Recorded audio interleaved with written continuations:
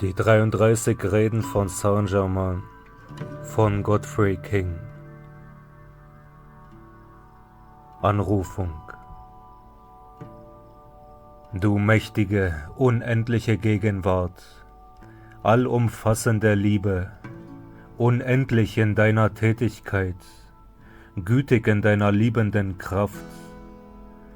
Wir grüßen dich vom Herzen, von Angesicht zu Angesicht, und lassen dir ewiglich unsere Dankbarkeit zuströmen für den Erguss deiner mächtigen Kraft, für die Anwendung deiner lenkenden Weisheit, für die Gegenwart deines Reichtums in unseren Heimen und zu unserer Verfügung.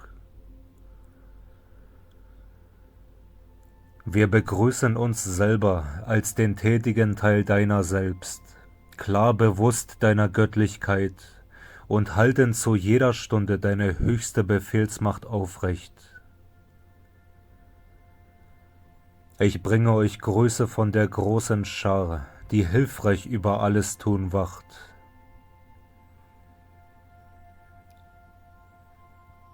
Rede 26. Wir alle erfreuen uns inniglich der wundervollen, liebreichen Gegenwart der Schüler, der großen Harmonie und Freude, dem hohen Erreichten Vollbringen.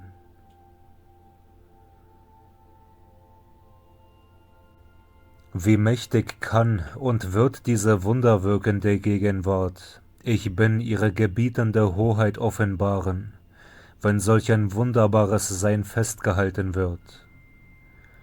Und ich versichere euch, dieses kann geschehen, durch immer größeres Hineinwachsen in das Erfassen jener Gottgegenwart, in ihrer höchsten Kraft göttlicher Liebe.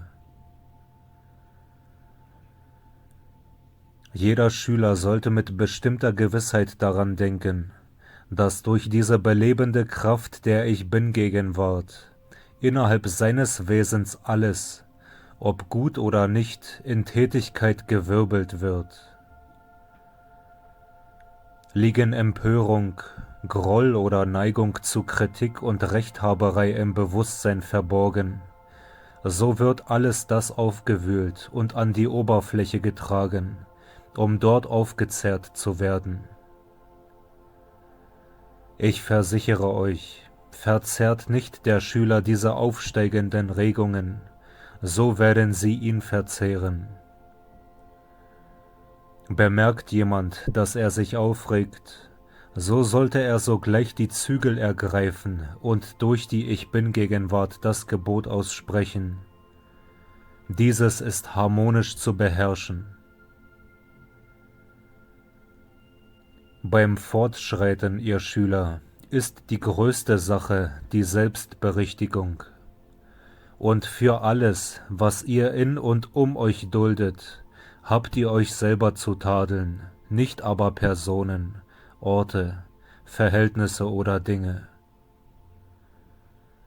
Diese Haltung ist zur weiteren Entwicklung unerlässlich. Diese Schüler haben nun eine Stufe erreicht, wo diese feinen Bedingungen klar und gründlich verstanden werden müssen, sonst werden sie ihrer nicht Meister werden. Wieder sage ich euch, wahrt euren Mut, denn ihr schreitet mächtig der Selbstbeherrschung zu, der volleren Anerkennung dieser mächtigen Lebensgesetze und der Bereitschaft, die mächtige Peitsche der Selbstberichtigung anzuwenden. Ich sage euch offen und aus eigener Erfahrung, dass die äußere Tätigkeit, die wir die menschliche nennen, geschult, geläutert werden muss, ehe sie dem göttlichen Befehl unterstellt werden kann. Ich gab die Anwendung durch die Flamme der Hand, weil die Gemüter einiger Schüler sich rascher höher stimmen als das atomische Gewebe des Körpers, der erhöht werden soll. Wird nun die Hand über den Körper geführt, so wird das atomische Gefüge des Körpers der Belebung des Gemütes angeglichen. Ich bin, gleich wie andere, so glücklich und gerne bereit, den Schülern jeglichen Beistand zu bieten. Doch es gibt gewisse Grenzen, die wir nicht überschreiten dürfen, wegen der ihrer selbstbewussten Entwicklung der Schüler, die sie selber zu vollziehen haben. Dennoch, jeder Schüler besitzt alles, um guten Mutes sein zu dürfen. Vergesst jedoch nie, dass ihr zu keiner Zeit die Aufmerksamkeit der Ich-Bin-Gegenwart teilen dürft. Tut ihr es, so setzt ihr den Kraftstrom frei und lenkt ihn auf die Dinge der Außenwelt, und dieses verzögert ganz einfach euren Fortschritt. Ich rede aus Erfahrung. Es ist nicht möglich, die Aufmerksamkeit zu teilen, denn sie muss ganz der Ich-Bin-Gegenwart gegeben werden, damit ein gewisser Punkt des Vollbringens überschritten werden kann. Ich möchte keine Schüler unter dieser Strahlung erschrecken, doch ich muss die Wahrheit sagen. Sind die geliebten Schüler, die unter diese Strahlung gebracht wurden, nicht fähig, ihre Aufmerksamkeit gänzlich auf die Ich-Bin-Gegenwart gerichtet zu halten, so wird sich das Tor unseres Beistandes für sie alle auf lange Zeit schließen. Das braucht nicht zu geschehen, wenn die Schüler den Anweisungen folgen und sich ernstlich bemühen, jedes Mal, wenn die Aufmerksamkeit auf Reisen gehen will, sie mit fester Entschlossenheit zurückholen und zu erklären: Ich gebe alle Kraft der Ich-Bin-Gegenwart, die ich bin, und ich weigere mich mit aller Entschlossenheit, je wieder etwas anderes anzuerkennen.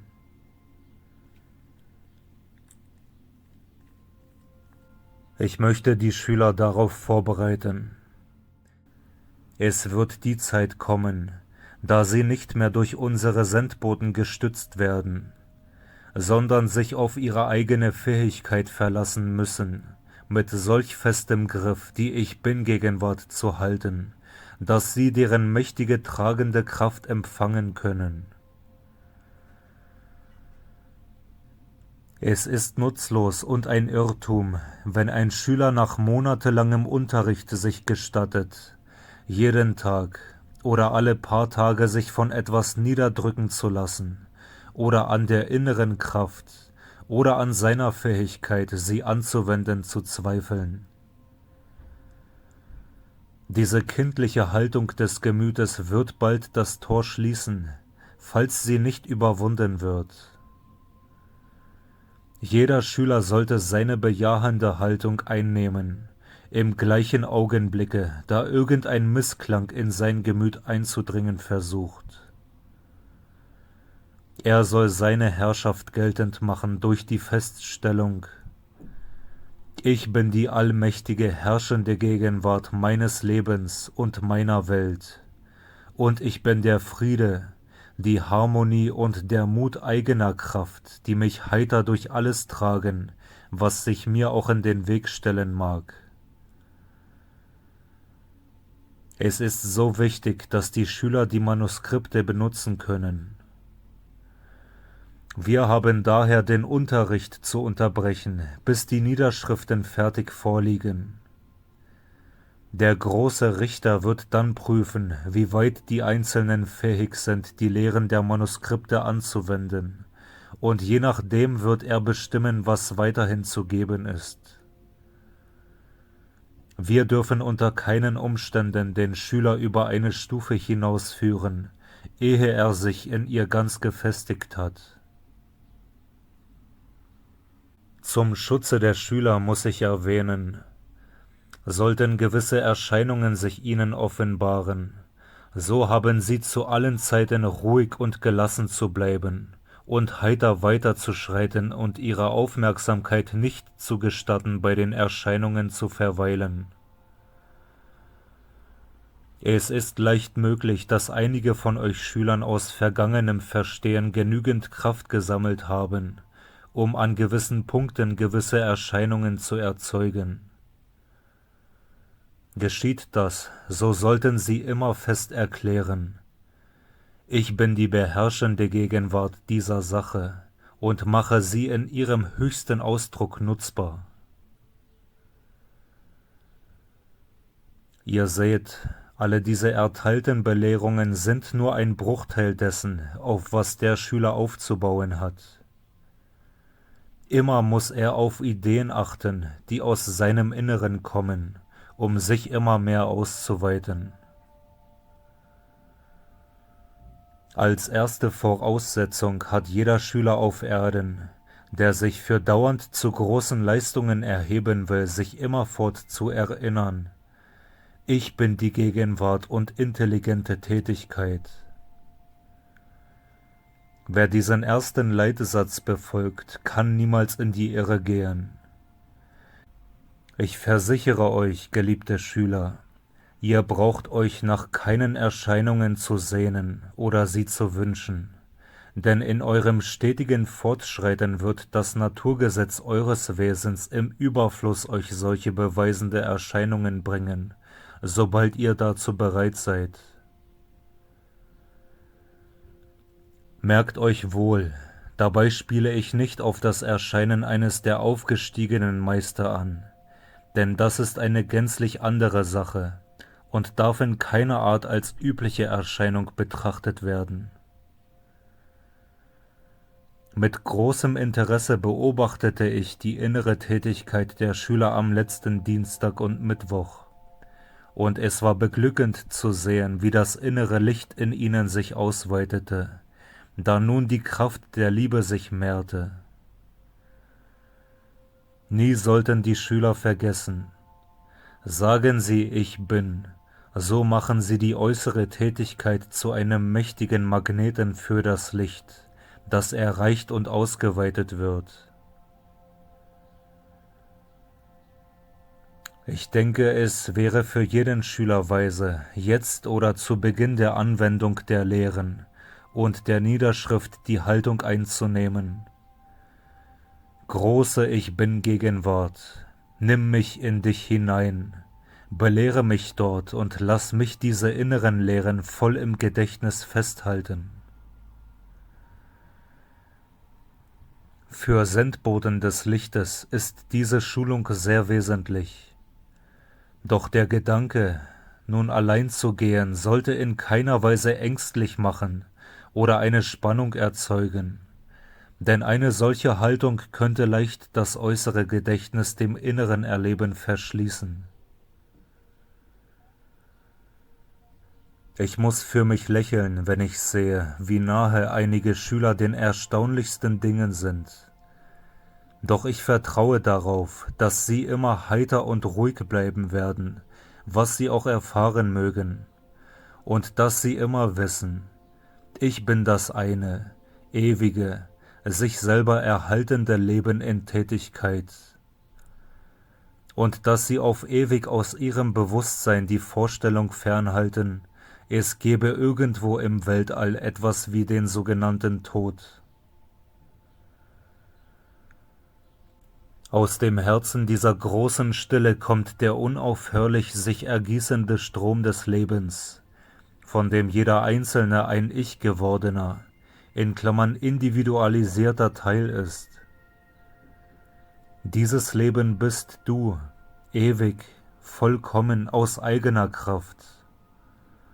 Und die Gewänder, in die es sich kleidet, sind von geringer Bedeutung, bis man dereinst erkennt, dass sie Vorbereiter sind des nahtlosen Gewandes, das sich selber erhält, leuchtend in allen Farben des Regenbogens.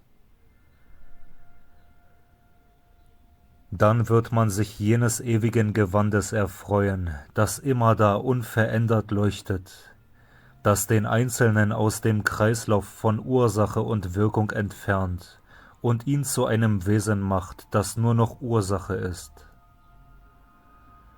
Die Ursache ist die Strahlung göttlicher Liebe, immerdar sich ergießend aus ihrem Bewusstsein, dem ausgeglichenen, strahlenden Gottmittelpunkt, dem Herzen der Ich-Bin-Gegenwart, die ewige Jugend und Schönheit, die allwissende Gegenwart bedeutet und die in ihrem selbstbewussten Tun alles in sich schließt, Vergangenheit, Gegenwart und Zukunft, die ja doch alles nur das eine ewige Jetzt sind.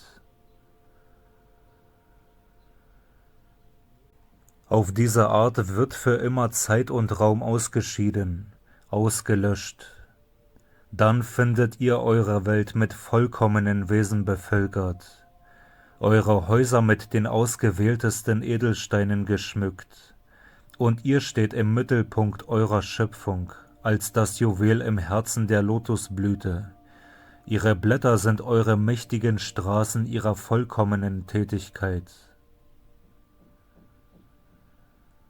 Es ist ein bescheidenes Bild dessen, was vor euch steht, das euch in eure vollkommene ewige Heimat, in eure Strahlen zu kommen winkt.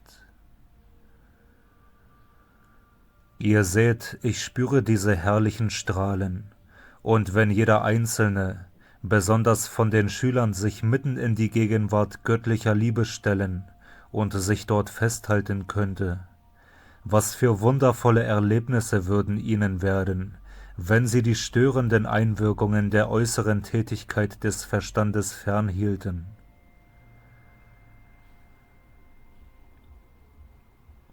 Wer die Haltung wahrt, ich bin die Gegenwart göttlicher Liebe zu allen Zeiten, der wird solche wunderbaren Dinge erleben.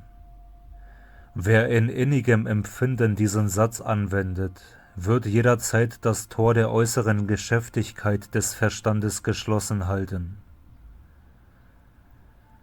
Die Lösung jeder Frage liegt immer gleich zur Hand, weil die Ich-Bin-Gegenwart ewiglich alles in sich birgt. Ein Verlangen treibt die Lösung, sich sichtbar zu zeigen. Ich Bin ist das intelligente, tätige Prinzip in uns, das Herz unserer Wesen, das Herz des Planeten und das Herz des Ganzen. Ich kann mich nicht enthalten, die Schüler nochmals daran zu erinnern, denn sie sollten es nie mehr vergessen. Wenn immer ihr sagt, ich bin, setzt ihr die eine, allmächtige, intelligente Energie und Kraft frei, das Element, das aus sich selber da ist. Haltet euch an dieses Wissen, und ihr werdet euch höchste, wundervollste Bedingungen schaffen. Blickt ihr in die Sonne am Himmel, so schaut ihr in Wirklichkeit in die große Zentralsonne, das eigentliche Herz der Ich-Bin-Gegenwart. Was euren Körper betrifft, müsst ihr euch bedingungslos klar bleiben. Die Ich-Bin-Gegenwart beherrscht diesen irdischen Leib vollständig und zwingt ihn zum Gehorsam. Je mehr Aufmerksamkeit ihr eurem Körper zuwendet, desto mehr wird er euer Herr, der immer mehr von euch verlangen wird. Ist der irdische Körper dauernd krank oder gestört, so beweist das, dass man ihm während einer Reihe von Jahren seine Aufmerksamkeit zugewendet hat, von einer Störung zur anderen, und er wird niemals gesunden, bis man die bejahende Haltung einnimmt und den Leib zum Gehorsam zwingt. Sicherlich könnt ihr in eurem Leibe erzeugen, was ihr wollt, sobald ihr eure Aufmerksamkeit auf seine Vollkommenheit gerichtet haltet und ihr der Aufmerksamkeit niemals gestattet, bei seinen Unvollkommenheiten zu verweilen.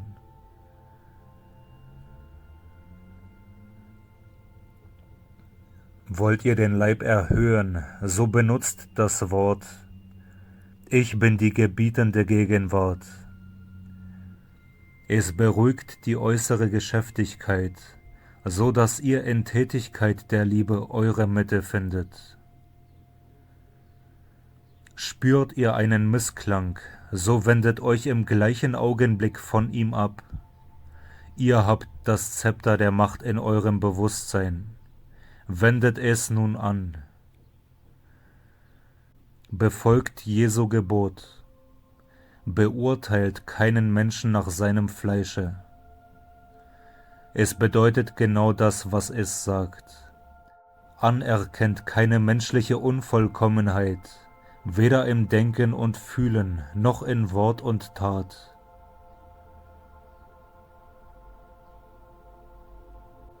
Chaera, seine Mutter, Nada und Saint-Germain arbeiten mit aller Kraft an der Ausweidung des inneren Lichtes in jedem der Anwesenden. Wir hätten gewünscht, dass jeder Schüler es von innen her hätte sehen können. Es wäre ihnen zum unvergesslichen Erlebnis geworden.